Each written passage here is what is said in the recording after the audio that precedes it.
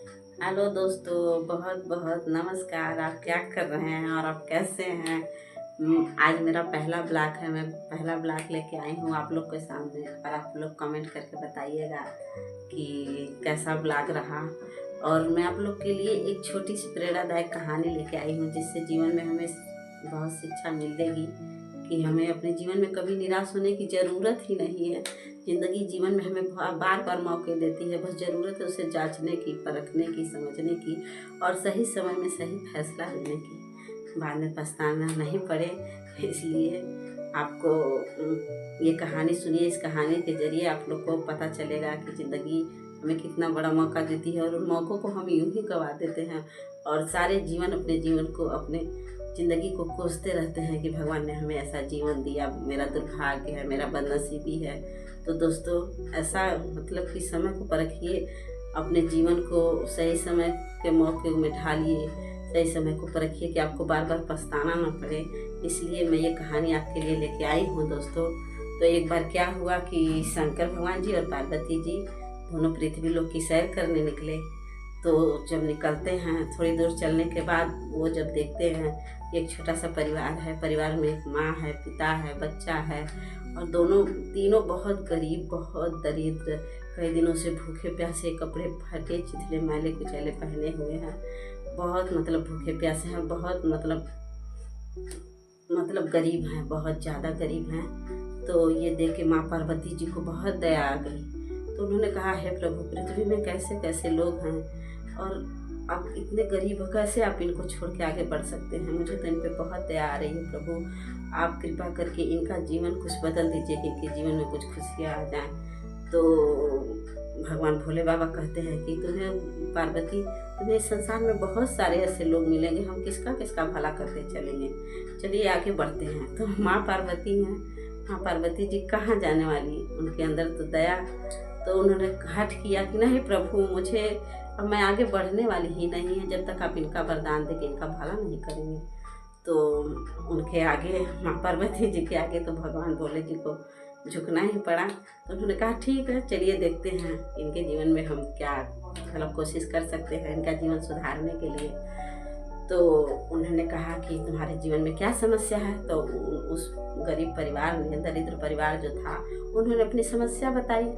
तो फिर कहा कि ठीक है, मैं तुम्हारी समस्या सुन लिया और तुम तीनों मुझसे 3 वरदान मांग सकते हो, चाहे वरदान में जो मांग सकते हो, अपना जीवन सुधार सकते हो।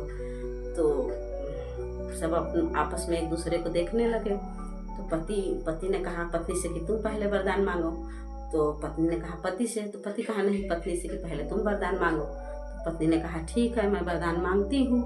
तो पत्नी ने कहा कि हे भोले बाबा, अगर आप मुझ पे प्रसन्न हैं तो आप मुझे ऐसा वरदान दीजिए कि मैं दुनिया की सबसे सुंदर औरत बन जाऊँ। अब देखते हैं दोस्तों, यहाँ सुंदर होने का तो कोई सवाल ही नहीं था। तब भी भोले बाबा ने कहा ठीक है, पर मतलब ठीक है, तथास्तु, तुम जैसा चाहती हो वैसा ही होगा। फिर देखते देखते पलक झपकते वो औरत दुनिया की सबसे सुंदर औरत हो गई। फिर सोचती है, फिर अपने आप को शीशे में देखती है, फिर मतलब अपने पति को देखती है, अपने बच्चे को देखती है। तो कहती है कि मैं इतनी सुंदर औरत और मैं इन लोग के साथ क्या कर रही हूँ, मैं इन लोग के साथ कैसे रह रही थी इतने दिन? मैं तो दुनिया की बहुत सुंदर औरत हूँ, मेरा इनसे पटने वाला नहीं है। ऐसे ताने बाने बुन ही रही थी कि उधर से एक राजकुमार जा रहा था घोड़े पे बैठ के। तो उसने कभी ऐसी औरत देखी नहीं थी, दुनिया की सबसे सुंदर औरत।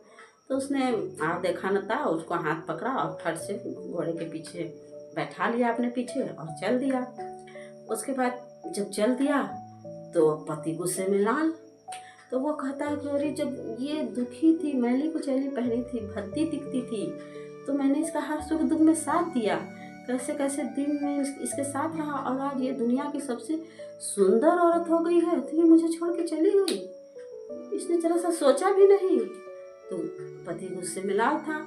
तो भोले बाबा ने कहा कि ठीक, अब तुम अपने हिस्से का वरदान मांगो, दूसरा वरदान, तुम्हें क्या चाहिए? तो पति गुस्से में लाल था। तो उससे भी कुछ समझ में नहीं आया। तो उसने कहा कि जो अभी अभी राजकुमार के साथ गई है मुझे छोड़ के, उससे आप कृपा करके सुअर बना दीजिए।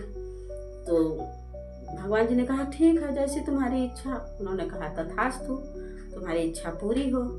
फिर जब राजकुमार सोच रहा है कि अरे मेरे पीछे दुनिया की सबसे सुंदर औरत बैठी है, मैं इसे इस राजमहल में ले जाऊंगा, इससे शादी रचाऊंगा और सब लोग तारीफ करेंगे कि कितनी सुंदर औरत रानी बनी है। तो सोचा कि फिर से एक बार देख लेता हूँ कि मतलब इतनी सुंदर दुनिया की औरत है, मैं इसे दोबारा देख लेता हूँ, इसको बार बार देखने की इच्छा हो रही है। तो जब वो पीछे मुड़ के देखता है तो सुंदर औरत की जगह क्या बैठी है कि सूअर बैठी है। तो वो कुछ सोचा न समझा, अब उसने ऐसे पैर खींचा उसका, ऐसे ऐसे झुमा फेंक दिया। अब अपना चला गया राजमहल में। फिर भोले बाबा ने कहा कि अब बेटा तुम्हारी बारी है, तुम भी अपने हिस्से का वरदान मांगो, तीसरा वरदान, और हमको बहुत देर हो रही है, तुम जल्दी वरदान मांगो, हम चलते हैं। तो बेटा कहा क्या वरदान मांगो मांगो, आप लोग आके हम लोग को परेशान कर दे, हम लोग कम से कम भूखे प्यासे नंगे, भले ही दरिद्र थे, कुछ भी थे, हम लोग सब परिवार साथ तो थे, आपने आके वरदान मांगो वरदान मांगो वरदान मांगो, हमारे जीवन में और भी बुरा कर दिया। मेरी माँ उधर सुअर बन के चली गई, पिता गुस्से में लाल है और मुझे सोचा नहीं जा रहा है कि मैं क्या वरदान मांगूं। तो कृपा करके मैं आपका हाथ जोड़ता हूँ भोले बाबा कि हम लोग जैसे थे आप हमें फिर से वैसा बना दीजिए और आप अपने रास्ते जाइए। तो बेटे ने यही मांगा।